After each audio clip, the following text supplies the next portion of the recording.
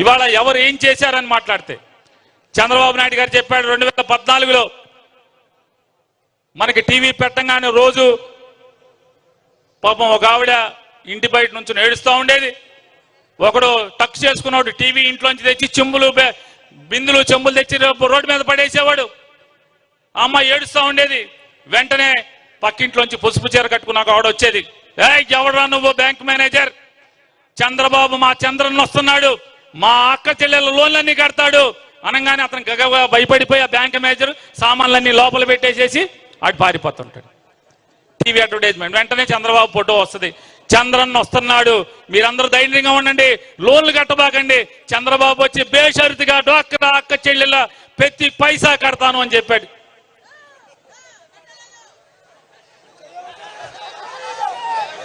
ఏంటయ్యా జరిగిందంటే చంద్రబాబు గారు వచ్చాడు, ముఖ్యమంత్రి అయ్యాడు.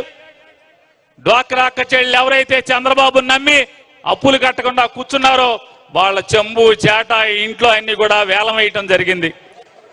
గ్రూపుల్లో డ్వాక్రా గ్రూపుల్లో చంద్రబాబు పుణ్యమాని 1,50,000 గ్రూపులు డిఫంక్ట్ అయిపోయినాయి, దివాళా తీసినాయి. ఇవాళ జగన్మోహన్ రెడ్డి గారు చెప్పాడు, ఓటేసే రోజుకి డ్వాక్రా అక్క చెల్లెల అప్పు ఎంత ఉంటే అంతా 4 దఫాలుగా చెల్లించే బాధ్యత నాది అన్నాడు. 3 దఫాలు ఇప్పటికి చెల్లించాడే లేదా?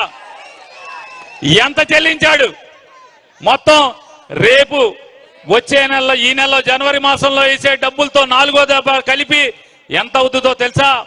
25,570 కోట్ల రూపాయల డబ్బులు జగన్మోహన్ రెడ్డి 4 దఫాలుగా 5 ఏళ్లలో డ్వాక్రా అక్క చెల్లెల అకౌంట్ లో పైసా నయా పైసా లంచం ఎవరికి ఇవ్వకుండా సరాసరి మీ బ్యాంక్ అకౌంట్ లో వేశాడు.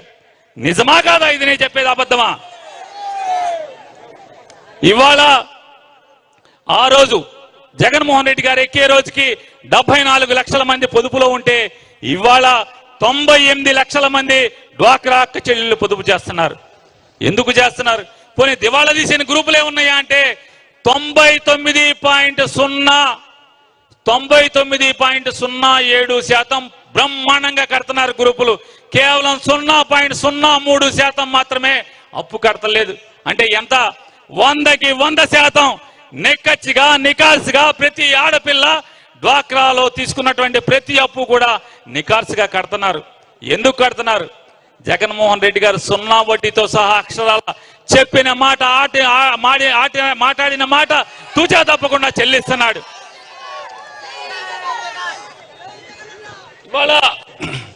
ఇవాళ మాట్లాడుతున్నాడు. చంద్రబాబు నాయుడు గారికి కూడా నా సైజు కొడుకున్నాడు. చంద్రబాబు నాయుడు గారికి కూడా నా సైజు నా శాల్తీలు ఇక్కడ ఎవరైనా టైలర్లు ఉంటే కనుక ఆ ప్యాంటు కొలతలు, నడుము కొలతలు, ఈ చొక్కా ఈ జబ్బల కొలతలు నా సైజు నాకన్నా ఎక్కువ సైజు ఉన్నటువంటి కొడుకున్నాడు. ఉన్నాడా లేడా? అతను మాట్లాడతాడు, జగన్మోహన్ రెడ్డి గారు ఏమి ఇచ్చాడాయా? సెంటు భూమి అంట, మా బాత్రూమ్ అంత సరి, మా బాత్రూమ్ కూడా మా బాత్రూమ్ అంత ఉంది, సెంటు భూమి అని మాట్లాడుతున్నాడు. వాస్తవమే, ఆగండి, వాస్తవమే వాళ్ళ బాత్రూమ్ అంత సైజు ఉంటుంది.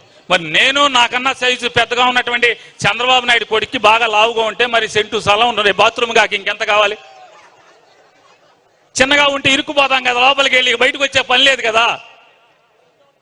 ఇవాళ మరి ఎవడైతే ఈ మాట మాట్లాడుతున్నాడు, సాక్షాత్తు 75 ఏళ్ల వయసు వచ్చినటువంటి ముసల చంద్రబాబు నీతి జాతి లేకుండా, సిగ్గు శరం లేకుండా నేను ఎందుకు మాట్లాడుతున్నానంటే అతను ఏం చెప్పాడు 14లో, నాకు ఓట్లేండి, మీ అందరికీ ఇల్లు లేని ప్రతి పేదవాడికి 3 సెంట్లు స్థలం ఇచ్చి 1,50,000 రూపాయలతో ఇల్లు కట్టిస్తానని మాట్లాడాడు.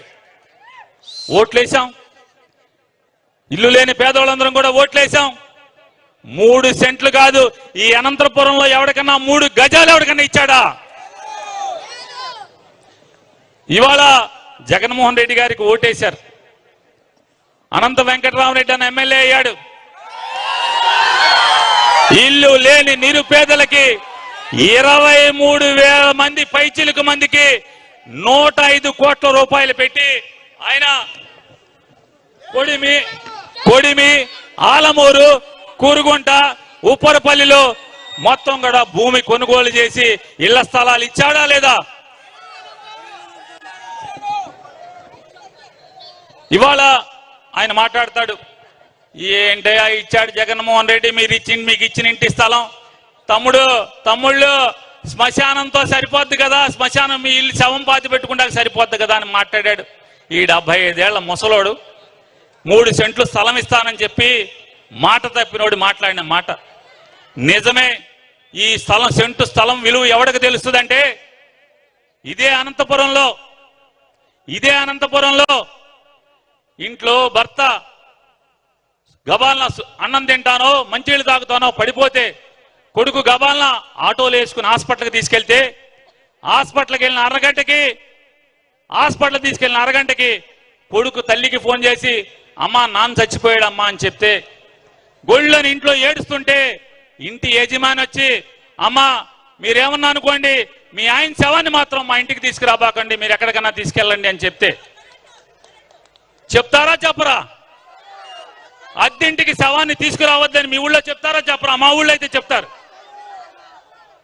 ఇంటికి శవాన్ని తీసుకురావద్దని చెప్తే కనీసం మా ఊరు బందరు, మీ ఊరు అనంతపురం, కనీసం అంటే దుఃఖం తీరా తనవి తీరా దుఃఖం పోయే వరకు తనవి తీరా ఏడుస్తా కూడా అవకాశం లేకుండా భర్త శవం హాస్పిటల్ నుంచి సరాసరి శ్మశానానికి తీసుకెళ్తుంటే రోడ్డు మీద పడుకోబెట్టి రోడ్డు మీద ఏడ్చిన ఆ కుటుంబ సభ్యులకు తెలుస్తుంది ఈ సెంటు స్థలం జగన్ ఇచ్చినటువంటి అనంతాన్ని ఇచ్చినటువంటి ఈ సెంటు స్థలం విలువ.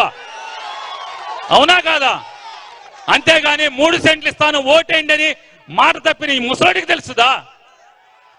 మీ సెంటు స్థలం నా లెట్రిన్తో సమానం అని చెప్పినోడికి తెలుసుదా? ఇవాళ ఇటువంటి దుర్మార్గులు ఒక్కసారి వ్యత్యాసం చూసుకోండి. ఆ 75 ఏళ్ల ముసలి చంద్రబాబు మాటలు నమ్మి ఓటేస్తే ఏం అనుభవించాం?